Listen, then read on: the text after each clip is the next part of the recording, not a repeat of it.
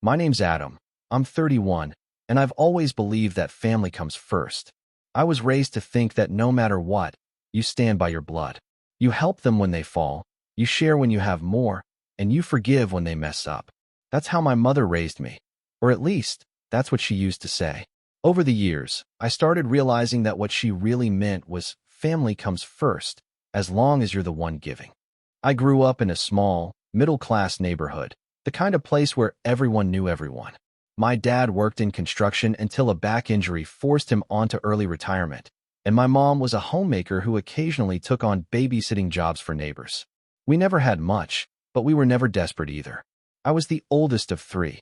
Then came my brother Mark, who's 2 years younger than me, and my sister Lily, who's 5 years younger.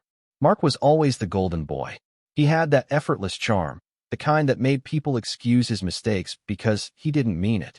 And Lily, she was the baby of the family, the one everyone wanted to protect. I was the reliable one, the one who stayed out of trouble, who worked part-time in high school, who fixed things around the house when Dad's back gave out. The good son.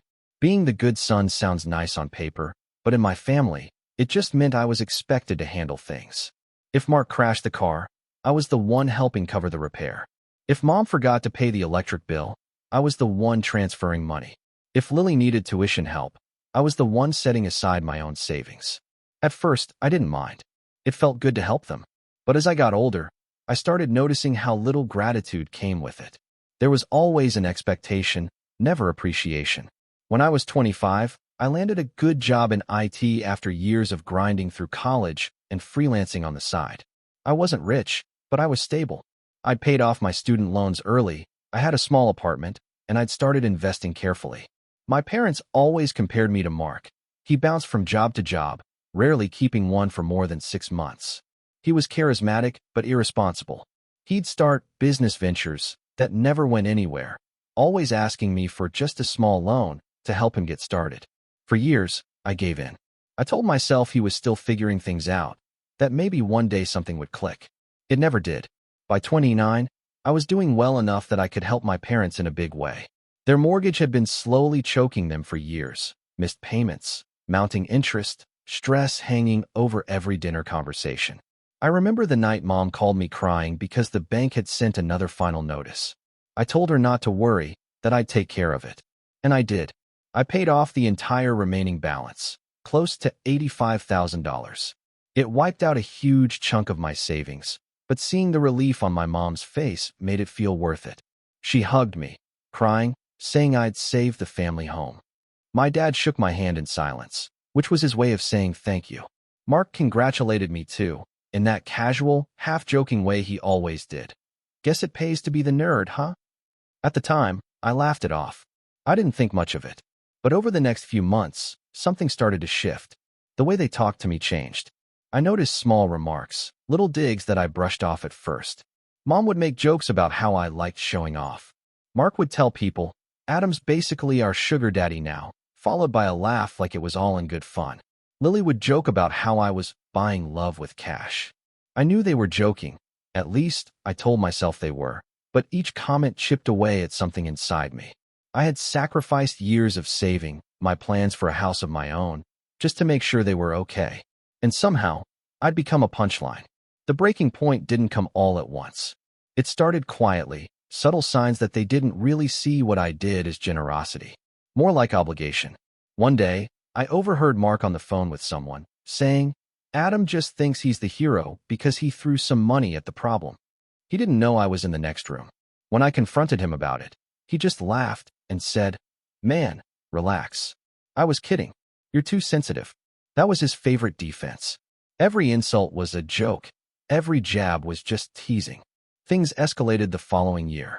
After paying off the mortgage, I'd agreed to help with small things, property taxes, repairs, groceries, because my dad's condition had worsened. But after a while, small things turned into constant requests. It felt like every month there was a new crisis. The car broke down. We need help with bills. Mark's business didn't take off. Can you lend him something for rent? I started to say no more often, gently at first. I'd explain that I was saving for my own future, that I wanted to build something for myself. Every time, Mom would guilt trip me. We didn't raise you to turn your back on family, Adam. Still, I kept helping. I told myself it was temporary, that once Mark got on his feet, things would get easier. But Mark never got on his feet. He got comfortable leaning on mine. Then came the voice memo. It was a Sunday evening, about a month after I'd sent over another few $1,000s to help with unexpected repairs. I was cleaning up my apartment when my phone buzzed. It was a voice message from Mark on WhatsApp. I figured it was about the money or maybe something casual. I opened it, pressed play, and heard laughter. Not just any laughter, my family's laughter. At first, I thought it was a butt dial, some random background noise. But then I heard my mom's voice, clear as day. He really thinks he's some kind of savior, doesn't he? Paying off the house like that made him think he's important. Then my dad's voice, quieter but still audible, he means well. He just thinks money makes him worth something. And then Mark, laughing loudest of all. Yeah, he's like a pathetic man-child playing rich uncle. Wait till he realizes we'd still be fine without him. They laughed harder. My mom added, he just needs to feel needed. Let him. It makes him feel like he matters. My stomach dropped. I stood there in silence, listening to their voices fill my apartment, their words echoing in my head like a cruel joke. I must have replayed it 10 times, hoping I'd misheard something, that there was some context I was missing. But no, it was exactly what it sounded like. They weren't grateful. They were mocking me. I didn't respond. I didn't call Mark, didn't text my mom. I sat on my couch for hours, phone in hand, staring at the voice memo like it was something poisonous. That night, I barely slept. I kept hearing their laughter in my head, especially Mark's. I'd spent years defending him, covering for him, sacrificing my own comfort for their stability, and this was how they saw me. The next morning, I made coffee and tried to convince myself not to overreact. Maybe they didn't mean it. Maybe it was just bad timing, a joke gone too far. I wanted to believe that. I really did. But the more I thought about it, the more things started to make sense. The little jokes, the passive-aggressive comments, the way they only called when they needed something. It had been there all along. I'd just been too blind to see it. When the next bank transfer came up, a few weeks later, for the property taxes, I got a text from my mom. Sweetie, could you please send it by Friday? The deadline's coming up. I stared at that message for a long time. Normally, I would have just sent the money without thinking twice. But this time, something in me shifted. I didn't reply. I didn't send anything. And that's when everything started to unravel. The silence after that voice memo stretched into weeks. I didn't message anyone from my family. No texts, no calls. I ignored the group chat, the memes Mark sent, the little check-ins from my mom that always came right before she asked for something. I wanted to see how long it would take before they noticed my distance. Turns out, not long at all. 3 days after I ignored the property tax request, Mom called me. When I didn't answer, she left a voicemail that started off gentle, almost motherly. Adam, honey, just wondering if you saw my message. The taxes are due soon, and I don't want to get another fine. Then, a small pause, her tone sharpened. You know, you've always been so responsible. Don't start worrying us now, okay? I didn't respond. 2 days later, another call. This time, her tone had lost all warmth. Adam, this isn't funny. You promised to help with the house. Don't start going back on your word now. That line got under my skin. Promise to help. I had never made a promise. I had chosen to help. But to her, that difference didn't matter. Mark called next. Hey man, Mom's freaking out. You gonna send them money or what? I told him calmly that I wasn't sending anything this time. There was a long pause, then his tone changed completely. Dude, what's your deal? You think you can just stop helping when you feel like it? We've got responsibilities here. We. The word made me laugh bitterly. There was never a we when I was working overtime or calculating how to balance my rent with their bills. There was only me. Mark kept talking. You've been acting weird lately. Are you seeing someone? Or is this one of your dramatic moods again? I wanted to tell him everything. About the voice memo, about the laughter, about how I'd replayed it 100 times. But something held me back. Maybe it was pride. Maybe it was the quiet satisfaction of knowing something they didn't know yet. I'm just taking a break from things, I said finally. He scoffed. From helping your family? Wow. Real mature, Adam. He hung up. After that, I expected the cold shoulder to last a few weeks. Instead, it turned into a storm. Mom started calling mutual relatives, complaining that I was withholding money and letting the family struggle. My aunt called me one evening saying, "Sweetheart, your mother's worried sick. Why don't you just help with the taxes? You've always been the dependable one." That phrase, the dependable one, kept coming back. Dependable. Not appreciated, not loved. Just the family's financial safety net. A week later, I finally got a message from Lily. She usually stayed out of family arguments, so when I saw her name pop up, I hesitated before opening it. "Hey Adam, I don't know what's going on, but Mom's really upset. She said you're refusing to help. Can you just call her? You know how she gets." I stared at the screen. I typed a few replies, deleted them all, then finally settled on, "I'll call when I'm ready." I didn't tell her what I'd heard. I didn't want to drag her into it. But the truth was, I'd started looking at every interaction differently. Every laugh, every compliment, it all felt like manipulation now. The days passed, and I buried myself in work. I'd stopped visiting home, stopped picking up weekend calls. For the first time in years, I focused entirely on myself. It felt foreign, almost selfish, but also freeing. I started going to the gym again, eating better, even applying for a higher position at work. I thought maybe distance would make them realize how much they relied on me. But instead of reaching out with understanding, they retaliated. One Friday evening, I got an email from the bank. One of my accounts had been flagged for a potential security issue. I logged in immediately and noticed a $3,000 withdrawal I hadn't made. My heart sank. The money had gone to Mark's name. He still had access to an old shared account I'd set up years ago when I used to help him with budgeting. I'd completely forgotten it existed. I called him instantly. "Mark, did you take money from my account?" He didn't even sound guilty. "Relax, man. It was for the car repairs Mom needed. You weren't answering, and we couldn't just sit around waiting." "You stole from me," I said quietly. "Stole?" He laughed. "Come on, don't make it sound criminal. It's family. You would have helped anyway." My hands were shaking. I could barely form words. "You had no right." "None." He got defensive. "Oh, don't start with your self-righteous nonsense. You're not some victim here, Adam. You're just mad because you didn't get to play the hero this time." That line cut deeper than he realized. Play the hero. That's what they thought of me. Not as someone who cared, but as someone feeding his ego through generosity. I ended the call mid-sentence. The next morning, I called the bank, froze the account, and changed every password I could think of. Then I sat on my couch, staring at the wall. Anger didn't even feel like the right word. It was more like grief, a slow, suffocating realization that my family didn't see me as a person anymore. I was just a resource. 2 days later, Mom showed up at my apartment. I hadn't given her my address, but apparently Lily had. She stood at my door, eyes red, holding a casserole dish like we were about to have dinner instead of a confrontation. "Adam, can we please talk?" she said. I hesitated before letting her in. She walked in like she owned the place, setting the dish on my counter. "Your brother told me you overreacted," she began, her tone soft but manipulative. "He only took what was needed. You know we'd never steal from you." I took a deep breath. "That's exactly what he did, Mom. He took my money without asking. That's theft." She gave me that look, half disappointment, half pity. "Honey, this is why people think you're too rigid. You always see things in black and white. Family doesn't keep score." "I'm not keeping score," I said quietly. "I'm just done being used." Her face hardened. "Used? We're your family.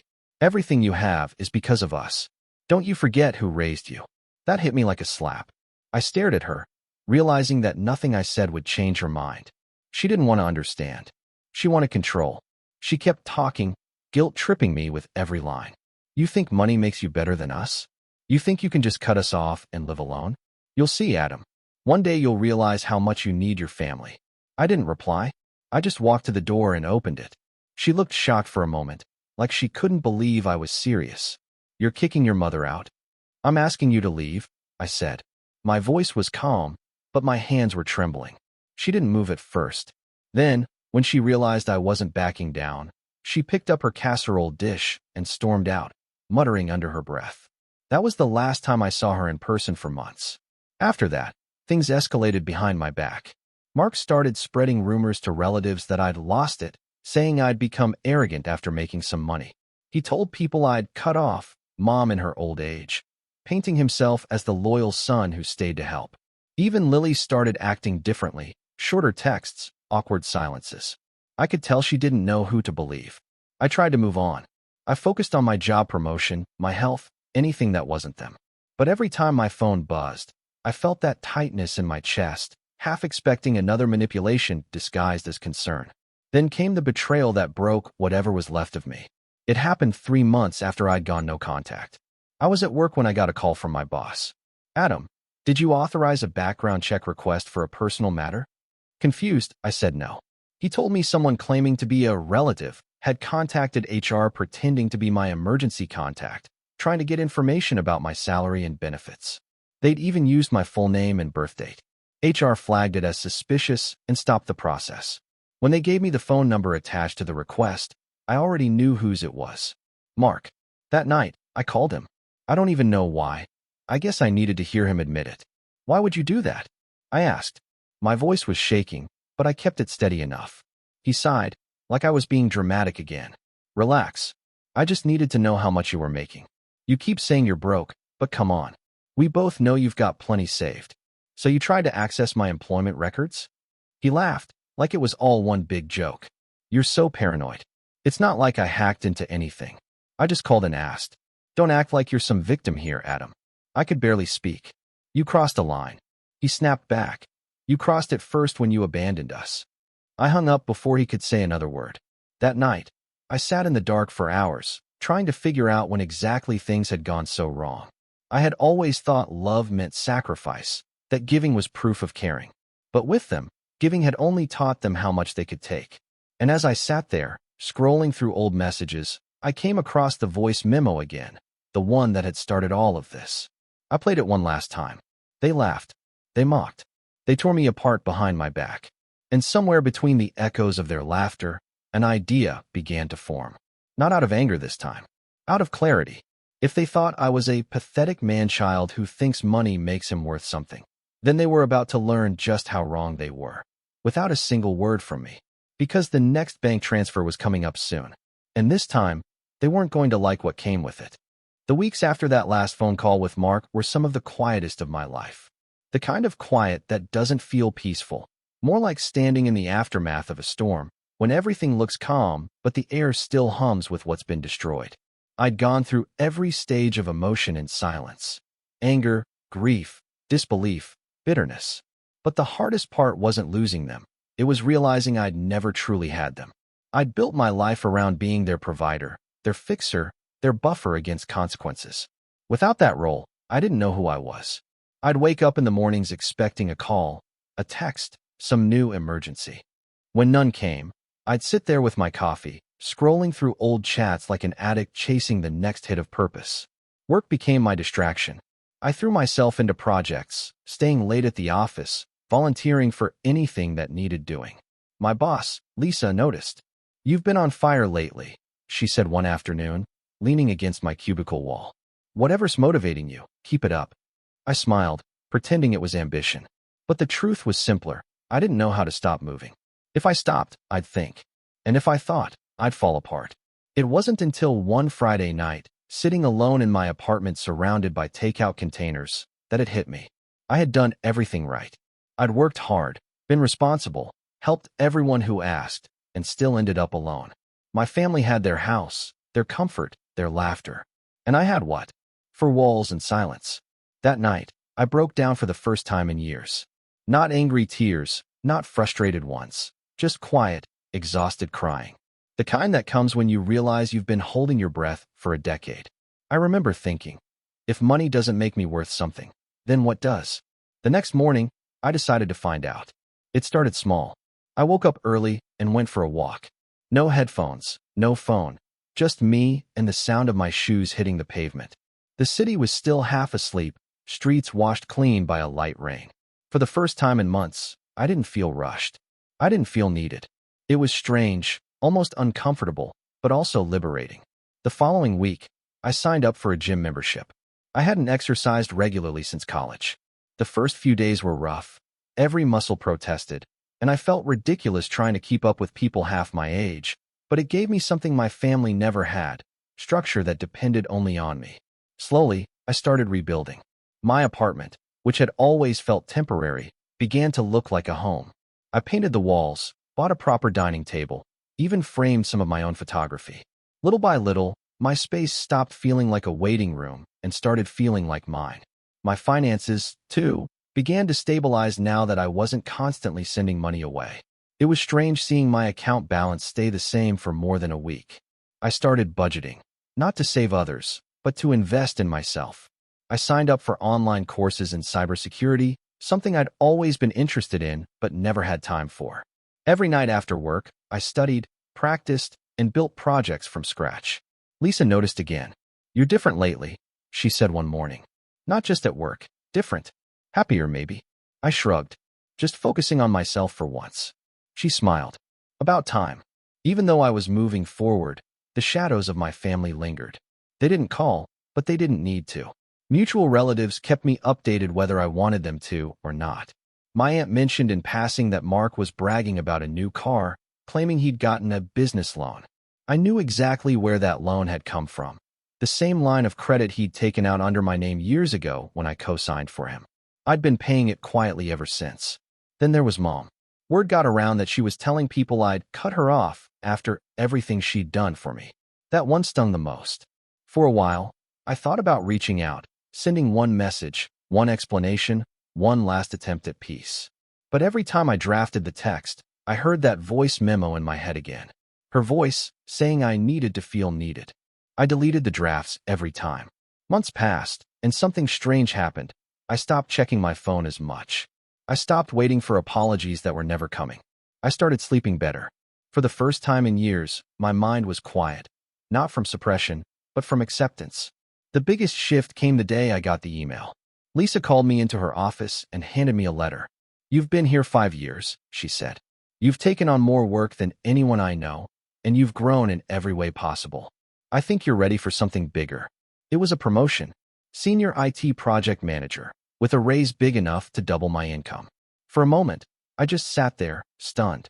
I thought about all the times I'd poured money into other people's problems, all the nights I'd stayed up working just to cover bills that weren't even mine. And now, here I was, finally reaping the benefits of my own effort for me. That night, I didn't celebrate with anyone. I ordered my favorite food, played old jazz records, and watched the city lights through my window. For once, I didn't feel lonely. I felt complete. Still, part of me wondered what my family would say if they knew. Would they be proud? Would they even care? Probably not. They'd find a way to twist it, to make it about themselves. I thought I'd left it all behind, until the letter came. It arrived 2 weeks after the promotion, in a plain white envelope with my parents' address printed in familiar handwriting. No return name, just the address. My first instinct was to throw it away, but curiosity got the better of me. Inside was a note from Lily. "Adam, I know you don't want to hear from us, but things have gotten bad. Mom's been sick, and Mark's been struggling. They're blaming you for not helping, and it's gotten ugly. I don't know what really happened between you all, but I wish you'd just talk to them. They're not okay. Please. L." I stared at the letter for a long time. Lily had always been the peacekeeper, the one who saw the best in everyone. If she was writing, things must have been serious. But I couldn't shake the feeling that this was another manipulation, an emotional hook meant to reel me back in. I didn't respond right away. Instead, I sat on it for a few days, thinking. Part of me felt guilty. The other part, tired. I'd spent years fixing their problems, and they'd used that as proof of love. Maybe the only way to show I'd really changed was to not fix this one. But the guilt wouldn't go away. So one Sunday morning, after weeks of silence, I drove out to my parents' house. The same house I'd paid off. I parked down the street, sitting there for nearly 10 minutes before I found the courage to get out. The lawn was overgrown. Paint was peeling from the porch. The house looked smaller somehow. Fragile. I rang the doorbell, half expecting no one to answer. Mark opened the door. He froze when he saw me, surprise flashing into irritation.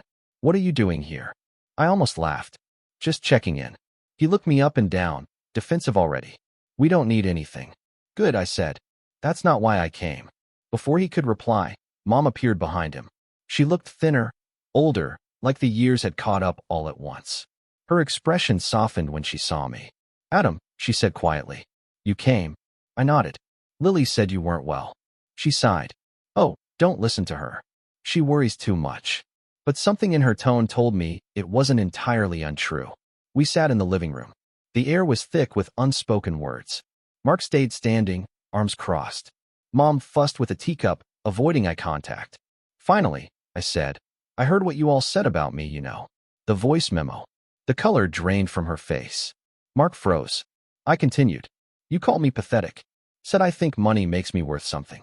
Mom opened her mouth, closed it, then tried again. Adam, we didn't mean. You did, I interrupted gently. And that's okay. I just needed to hear it for what it was. Mark muttered under his breath. You're still holding on to that? Wow. I turned to him. You tried to steal from me, Mark. You pretended to be my contact at work. You crossed every line, and you're still acting like the victim. He glared. You think you're better than us now? No, I said. I just stopped letting you use me. For a moment, no one spoke. The room felt smaller, the silence louder. Mom looked between us, her hands trembling slightly. We just wanted to feel like you were part of the family, she said softly. Everything changed when you started pulling away. I didn't know whether to laugh or cry. Mom, everything changed when you started laughing behind my back. She didn't deny it. After that, I stood up. I'm not here to fight. I'm not here to gloat. I just wanted you to know I'm doing fine. Really fine. And I hope someday you are too. I left before they could respond. Driving home, I felt something inside me loosen, like I'd finally stopped trying to win a game I never signed up for. That night, I wrote a letter. Not to send, but to remind myself. You don't need to prove your worth through sacrifice. You don't need validation from people who only love the version of you that serves them. You are enough on your own. I folded the letter, slipped it into a drawer, and went to bed with the first real sense of peace I'd felt in years. But peace never lasts forever. Because 2 weeks later, I got another call, from Lily this time. Her voice was shaking. Adam, you need to come. Something's happened. And just like that, the fragile calm I'd built began to crack. I wasn't sure what I expected when Lily called me that night. Panic, maybe. Fear. Or perhaps some kind of twisted plea for help. The line was shaky, her voice almost unrecognizable, the kind of urgency that comes only when someone's world is unraveling fast. Adam, you need to come. Something's happened. I asked her what it was, tried to calm her, but she just kept repeating, I'll explain when you get here. Please just come. I didn't hesitate. I grabbed my keys, locked my apartment, and drove to my parents' house. The city at night looked different when you weren't rushing anywhere for anyone but yourself. I noticed the glow of streetlights reflecting off wet asphalt, the faint hum of distant traffic, the way even the smallest things seemed sharper, more real. That clarity, this new perspective, I realized as I drove, had come from months of distance, of focusing on myself. For the first time in years, I wasn't blind to the world. When I arrived, the porch light was on. Lily met me at the door, her face pale, eyes wide, hands trembling. It's Mom and Mark, she said. You need to see it. I followed her inside.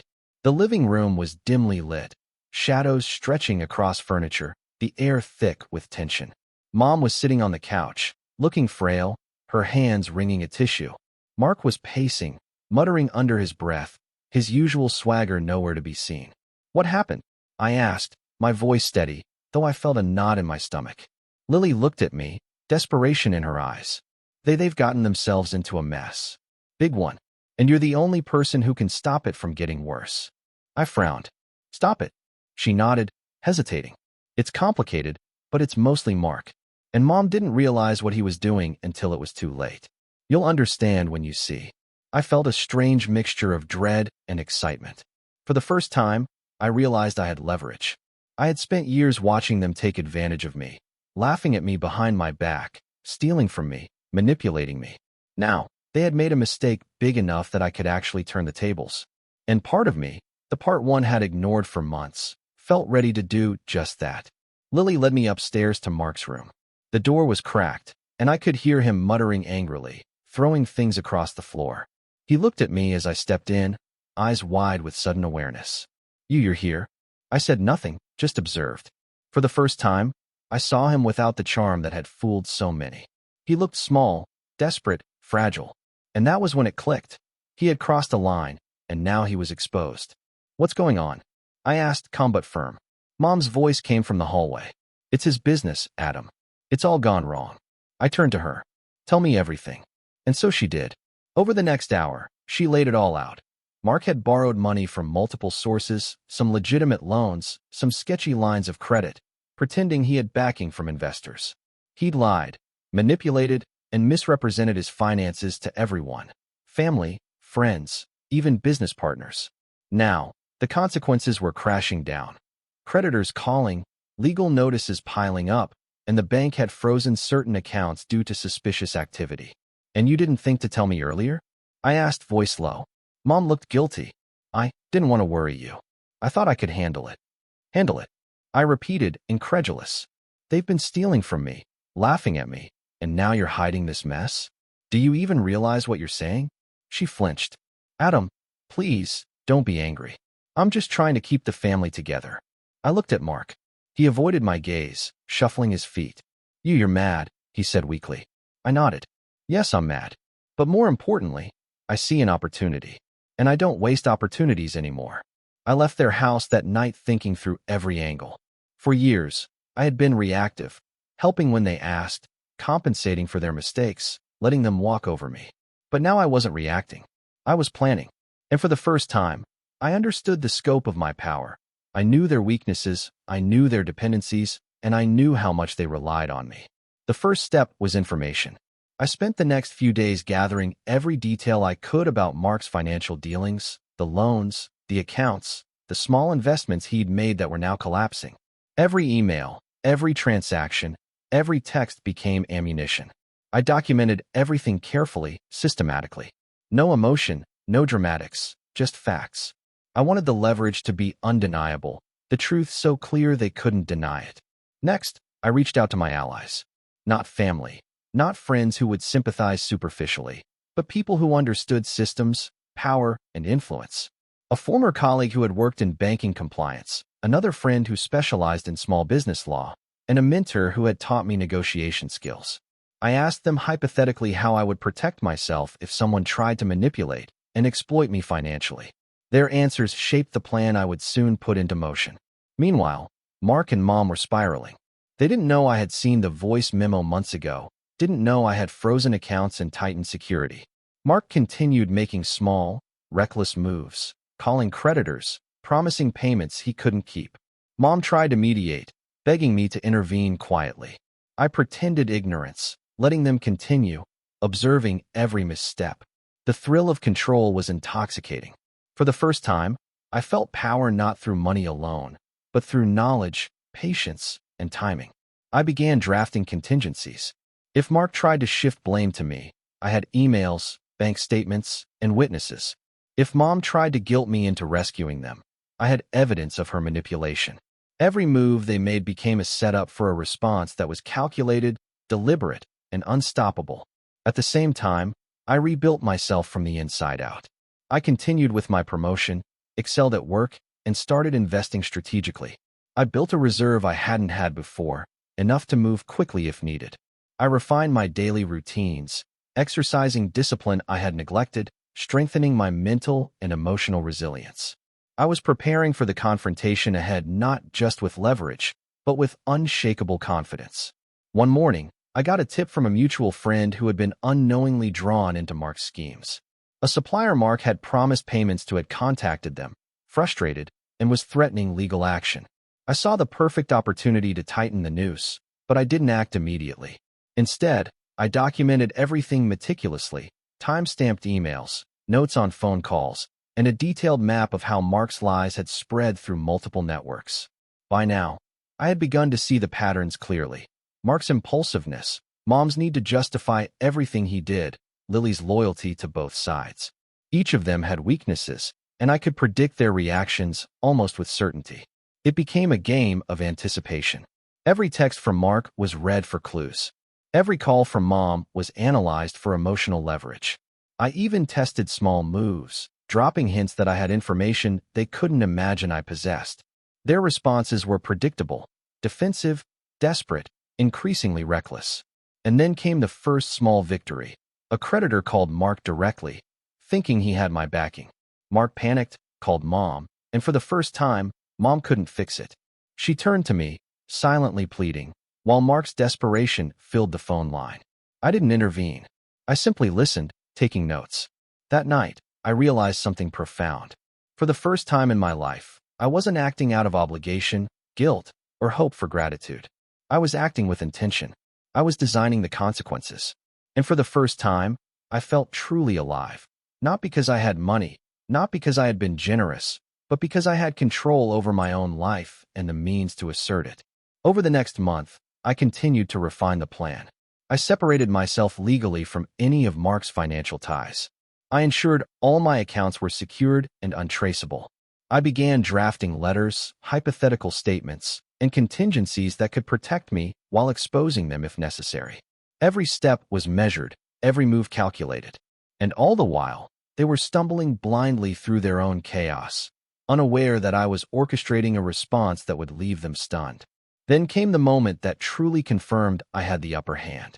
I received an anonymous tip, a copy of a voicemail from Mark to a business partner, admitting he'd falsified financial statements to cover previous debts. I listened to it alone in my apartment, leaning back in my chair, heart racing. Every word he'd spoken, every lie, every attempt to manipulate, had been recorded. And now, I held the key to bring it all to light if I chose. I smiled quietly. Finally, I had the proof, the leverage, and the timing. The scales had shifted, and the family that had once mocked me now had everything to lose. I leaned back, eyes closed, thinking about the next move. I wasn't angry anymore, not in the frantic, impulsive way I had been for years. I was calm, precise, and patient. The time for chaos hadn't come yet, but when it did, it would be perfect. And in that moment, I knew this was not just about money anymore. It was about respect, about finally reclaiming the dignity and control I had spent decades giving away, because they had underestimated me for the last time. I spent the next few weeks watching them from a distance, letting the storm build. Mark didn't know I had all the pieces. Mom didn't know I had stopped playing their game months ago. Lily was the only one who had seen the truth, and she stayed silent, wisely. I didn't need to confront anyone directly yet. Revenge isn't about shouting. It's about timing, patience, and letting someone dig their own hole while you wait quietly. The first move came with Mark's creditors. Using the information I'd meticulously gathered, I began contacting them anonymously, verifying his debts, sending them evidence of the falsified statements he had made, and letting them know that the truth had been uncovered. I made sure that every email, every phone call, every piece of documentation was delivered in a way that made it clear that Mark was completely exposed. There was no threat, no emotional leverage, just facts. The calls started coming in the following week. Mark's phone rang constantly. He answered them frantically, trying to explain, to smooth things over, to plead. But every explanation fell flat because the facts were airtight. The accounts he had tried to fudge, the loans he had lied about, the misrepresented business deals, they were all real and all verifiable. Creditors were calling the police, the bank was flagging his accounts, and every step he took made the web tighter around him. Mom started calling me, trying to guilt me again. Adam, please. I don't know what to do. Mark's panicking. You've got to help him. I stayed calm. Mom, he made his choices. I'm not responsible for them. I can't fix what he's done. You're being cruel, she said, voice trembling. No, I corrected gently. I'm being fair. For the first time in a long time, fairness matters more than comfort. Lily watched silently from the side, and I could see the shame and understanding in her eyes. She had always known. She had always been the only one capable of seeing the bigger picture. The one person who understood that true strength comes from patience and measured action. Mark's downfall escalated rapidly. Within days, his main line of credit was frozen permanently. The business partner he had tried to deceive began legal action. Word spread quickly among mutual friends and colleagues, and the facade of his charisma and competence crumbled completely. He tried to call me, sending frantic messages pleading for help, for forgiveness, for a bailout. I didn't respond. Mom's attempts at manipulation grew more desperate. She came to my apartment one evening, standing in the doorway, tears streaming down her face. Adam, I don't know what to do. Please, we need you. You're our son. You can't let this happen to us. I let her stand there for a long moment, listening to her pleas, watching her crumble under the weight of her own mistakes. Then I spoke, slowly, deliberately. I've done everything I could for you in the past. I've paid off your mortgage, covered your bills, supported your choices. You laughed at me, lied about me, and treated me like I didn't matter. I'm not going to fix what you've broken. This is your responsibility, just as it should have always been. She gasped, her face twisting in disbelief. You're heartless. I shook my head. I'm done being exploited. I'm done being mocked. I'm done being treated like a tool instead of a person. And with that, I closed the door. The final blow came when Mark's fraudulent activities and financial mismanagement became public. His business deals collapsed completely, leaving him in debt, legally exposed, and publicly humiliated. His friends and colleagues distanced themselves. Mom had to face the truth of her own enabling. The way she had ignored warning signs, laughed off my contributions, and covered for Mark's irresponsibility. She couldn't deny the facts. Lily stayed with me throughout the ordeal, a quiet witness to the transformation I had undergone. She never judged me, never pressured me. She simply watched as the people who had taken for granted everything I had done finally faced the consequences of their actions. I didn't gloat. I didn't relish in their pain beyond the satisfaction of justice. I had no need to humiliate them further. Seeing the natural fallout of their choices was enough. Mark called me one last time, voice small, broken. Adam, I didn't realize. I didn't respond. Mom sent letters, texts, messages filled with apologies, justifications, pleas for reconciliation. I read them, folded them neatly, and placed them in a drawer I would never open. I realized that their words, now, carried no weight. They had lost the leverage, the control, the ability to manipulate me. I had risen while they had stumbled, and there was no turning back. For the first time, I felt a sense of freedom I hadn't known in decades. My life was mine, not a ledger of favors and obligations, not a series of sacrifices for people who would never understand the value of respect. I rebuilt my savings, advanced in my career, traveled, and invested in my passions. I met new people who treated me with the decency and respect I had always deserved. Months later, I drove past my parents' house one evening. It looked smaller somehow, diminished. I noticed the overgrown lawn, the fading paint, and the quiet emptiness. I realized that in the end, they had created their own downfall. The world didn't need to punish them. I had simply stopped protecting them from the consequences of their own choices. I smiled quietly, thinking back to the voice memo that had started it all. The laughter, the mockery, the words that had once cut me to the bone, they no longer held power over me. I had transformed the pain into strategy, the betrayal into clarity, and the mockery into leverage. In the quiet of my apartment that night, I wrote a final note to myself. I am not defined by the people who try to diminish me. I am defined by the strength I find in standing on my own. And finally, I am free. I folded the note, placed it in my drawer, and looked out the window at the city lights. For the first time, there was no weight pressing on my shoulders. No obligations, no guilt, no resentment. Just clarity, peace, and the knowledge that I had reclaimed my life entirely.